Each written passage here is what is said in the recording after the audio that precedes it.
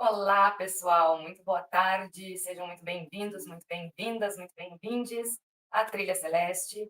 Eu sou Paula Martins, sou astróloga da Trilha, e hoje a gente está aqui com essa transmissão especial de verão. Essa é uma transmissão bônus que sempre acompanha a turma de planejamento astrológico da Trilha Celeste, né? Então, todo ano, esse já é o quarto ano que eu estou trazendo o curso de planejamento astrológico, depois no final vou falar um pouquinho dele. E nesse curso, ao longo do ano, a gente tem 4 encontros, que é justamente para revisar, retomar o material que a gente viu no momento do curso, né? E ir lembrando das previsões, porque a gente acaba esquecendo. E não adianta a gente querer se preparar, se programar em cima da hora, né? Por exemplo, esse fim de ano, ele tá um fim de ano muito difícil.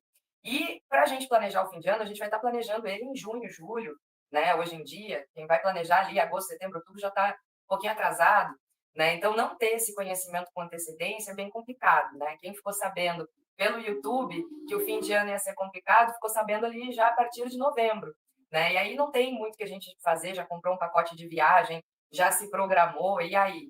Né? Então, a ideia do planejamento astrológico é justamente essa, da gente se preparar com antecedência para os melhores e os piores momentos do ano, entendendo as energias que vão estar nos cercando e aí podendo tirar o melhor proveito disso na nossa vida pessoal, profissional, financeira. Tá? Então, essa é uma transmissão bônus, vai ficar aqui no YouTube ainda alguns dias para todo mundo poder assistir e se preparar, se planejar para essa estação que está assim, ó, cheia de emoções. Inclusive, eu vou dar uma conferidinha aqui para saber se está tudo ok com o meu som e vamos adiante, né? Então, tem bastante coisa para a gente conversar aqui hoje. Começando, né, para falar sobre o significado do verão, que hoje em dia a gente é totalmente desconectado com essa ideia, né? Então, estamos aqui chegando no final da roda zodiacal, né? O Sol, nesse momento, está transitando em Sagitário. Inclusive, hoje, o dia que eu estou fazendo a live, dia 18 de dezembro, o Sol está fazendo uma quadratura com Netuno, que é o grande protagonista de 2025. Essa semana que a gente está atravessando aqui já é uma semana que está bem complicada, bem complexa, né? E a gente está nas bordas do solstício de verão. Nós aqui no Hemisfério Sul estamos no Trópico de Capricórnio. O Trópico de Capricórnio passa mais ou menos ali por São Paulo. E quando o Sol entra em Capricórnio, no Trópico de Capricórnio, significa que é verão, né? Então, vamos falar um pouquinho sobre o significado dessa estação, que é um conhecimento que vem da astrosofia, mas que também é muito importante, né? A astrologia, que é essa arte de ler as estrelas, muita gente pensa que está super conectado com a ideia de ETs, né, de coisas extraterrestres, quando na verdade é algo 100% terrestre. A gente está falando aqui do ponto de vista do observador do camarote 3, né, a terceira rocha depois do Sol. É a nossa casa, é o nosso planeta, é a nossa mãe Gaia, aonde a gente vive, e a astrologia vai falar do nosso ponto de vista enquanto um observador celeste. Então tem tudo a ver com as estações do ano, e é assim que a gente consegue também identificar os temperamentos, né? E isso acontece porque o zodíaco ele é composto de 12 signos, mas a gente pode pensar também que ele é composto de 6 eixos, né? Porque cada signo tem o seu oposto complementar, né? Então agora o Sol está em Sagitário, a Lua cheia foi em Gêmeos, daqui a pouco o Sol entra em Capricórnio, a Lua cheia é em Câncer. Então o zodíaco ele é formado desses eixos, né? Que estão sempre se complementando e que fazem parte, duas metades de uma laranja, né? Um faz parte do outro. Então, aqui no Trópico de Capricórnio, quando o Sol entra em Capricórnio, é sinônimo de solstício. E solstício já dá para ver pela palavra que tem tudo a ver com o Sol. Solstício é um momento de grande intensidade, né? No solstício de verão, a gente tem o dia mais longo. No solstício de inverno, a gente tem o dia mais curto. Então, seja pelo excesso ou pela falta, né? O solstício ele traz essa ideia que é uma ideia muito associada à extremidade de uma temperatura. E aqui nesse caso a gente está pendendo, né, para o verão.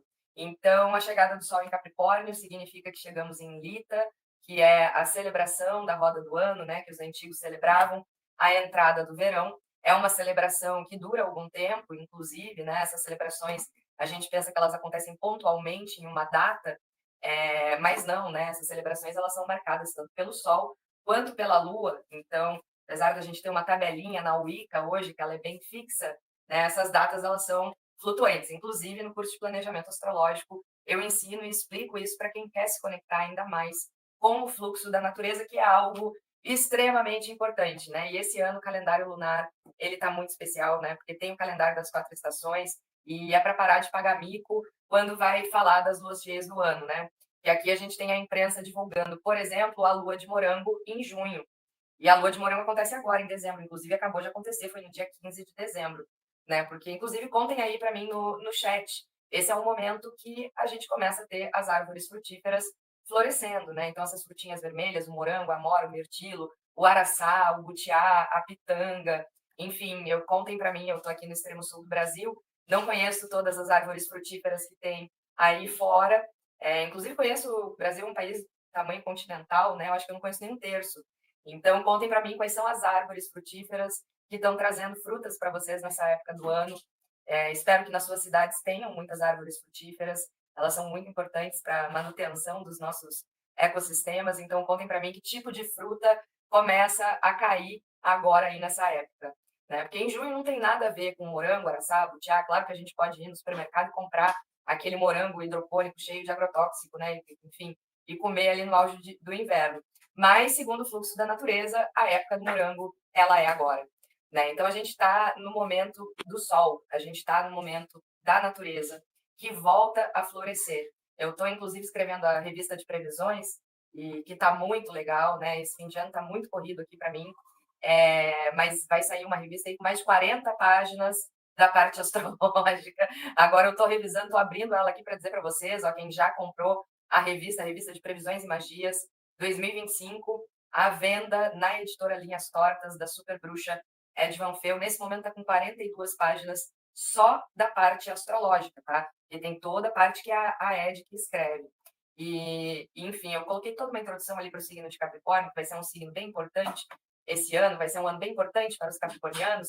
E eu estava justamente falando ali, né, que Capricórnio tem essas coincidências entre a ideia da cabra montanhesa, né, essa ideia do Capricórnio, que ele traz os seus chifres, com a ideia do deus cornífero, que é o deus do Lita, né? É o deus do solstício de verão, que também vai trazer os seus chifres, né? E também é um deus associado à passagem do tempo, né? Porque Capricórnio é um signo regido por Saturno, o senhor do tempo, né? Então, o deus de Lita, ele é um deus que morre no Samaim, né? No Samhain, no Dia das Bruxas.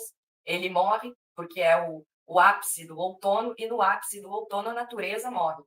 Né? No ápice do outono, a gente começa a entrar naquela curva do ano que os dias vão ficando cada vez mais curtinhos. Né? Quem já passou dos 30, dos 40, as articulações vão ficando cada dia mais curtinhas. A gente tem que fazer um alongamento maior ali, né? O corpo ele vai ficando mais preguiçoso. Né? Inclusive, aqui é quando o sol está passando pelo signo de touro. A gente tem vontade de comer um docinho, a gente tem vontade de ficar no sofá vendo Netflix. Né? O corpo ele já vai ficando mais preguiçoso, a gente vai entrando no domínio da lua. Né? Aqui, quando o Sol chega em Câncer, signo da Lua, a gente está no inverno. Né? A gente vai entrando nesse domínio que é o domínio da espiritualidade. E de noite, né, quando a noite reina, a gente entra para dentro da nossa escuridão. E aí a gente consegue perceber as coisas que não são perceptíveis agora, quando o Sol está reinando. Né? Porque agora a gente já entrou na curva que os dias vão ficando mais longos, que a energia ela vai ficando mais intensa, a gente vai tendo mais energia, a gente tem mais vontade de estar na rua, a gente sai para a rua de noite para comer um bauru, né? Bauru aqui no Rio Grande do Sul é hambúrguer, tá? X, né? Então vai comer um bauru, vai comer um cachorro quente, vai comer um troço, vai tomar uma cerveja e já fica na rua conversando com a galera, né? Porque tá calor, tá gostoso, a gente tem mais vitalidade, que essa é a época do sol, né? O sol volta a reinar invicto, né? Que é esse Deus, esse homem verde que representa a casca das árvores, né? O carvalho das árvores, que agora está na sua plenitude, voltando a engravidar a natureza. Então, esse é o significado do verão. Né? Eu digo isso porque a gente tem um imaginário coletivo totalmente colonizado pelo hemisfério norte. Então, a gente entra agora nessa época, que é a época do solstício de verão, esperando um inverno de Iule, né? Iule, que é o solstício de inverno e que foi sequestrado pelos católicos, né? Para virar o Natal. Justamente porque essas festas, né? A Páscoa, que é o equinócio de primavera, aqui a gente comemora no equinócio de outono, a gente comemora tudo ao contrário, né? Porque nós somos um hemisfério colonizado. Então a gente acabou seguindo o costume do colonizador. O colonizador ele chegou aqui e não queria saber se era verão ou se era inverno, ele queria que a coisa fosse do jeito que ele achava que tinha que ser, né? Então a gente vive tudo isso ao contrário. Agora chega o Natal, a gente vê aí globinho de neve, bonequinho de neve. Eu até botei na minha árvore um urso polar com um monte de flor colorida, e eu disse assim, essa aqui é a minha árvore do ano, né? Porque a Antártida, nesse momento, está vivendo um apocalipse climático, ficando cada vez mais verde e degelando, né? Então até faz algum sentido hoje em dia a gente colocar o urso polar perdido na árvore de Natal. Eu tô rindo, mas não é engraçado. Mas, enfim, a gente vive com esse imaginário colonizado, né? E tendo essa expectativa de algo que está completamente distante da nossa natureza nesse momento, porque esse não é o momento do solstício de inverno, este é o solstício de verão. Então, eu já deixo, todo ano deixo essa provocação aqui, para a gente procurar ter um Natal mais dentro das nossas expectativas, né? Mais dentro das nossas realidades, um Natal mais tropical, um Natal que possa ser mais a cara do solstício do Trópico de Capricórnio. E eu estou dizendo isso porque a gente tem um aspecto agora que vai acontecer justamente no dia do Natal e que é, na verdade, o grande prato principal, vamos dizer assim, desse momento, que é um aspecto que vem quebrar muito com as nossas expectativas, né? A gente, como eu já falei lá no início, a gente tem um Natal e um Ano Novo, né? Que eles são bastante desafiadores. Não é de hoje que eu venho falando isso, né? Faz tempo que eu venho falando isso, chamando atenção em relação a esses aspectos no curso de planejamento astrológico lá em dezembro de 2023. Eu estava falando já para o pessoal poder organizar o seu fim de ano.